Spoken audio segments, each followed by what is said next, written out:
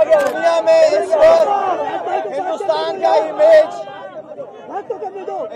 का इमेज बहुत ही खराब किया है आपने और आपके फॉलोअर्स ने। हिंदुस्तान में काफी पढ़े लिखे लोग ही हैं जो अच्छी बात करते हैं, उन अच्छे लोगों की बात आप सुन लिया करें।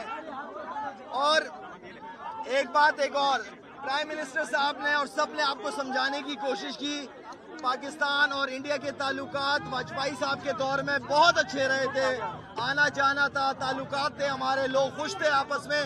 लेकिन आपके आने के बाद जो आपने गुजरात के अंदर और जो आप कश्मीर के अंदर कर रहे हैं, ये एक बहुत बड़ी जहालत की निशानी है।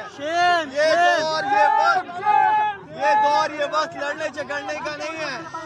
हमने, हमारे पीएम ने, हम सब ने कोशिश की कि पाकिस्तान और इंडिया के ताल्लुकात बेहतर रहे, लेकिन आपकी तरफ से कोई रिस्पांस नहीं मिल रहा।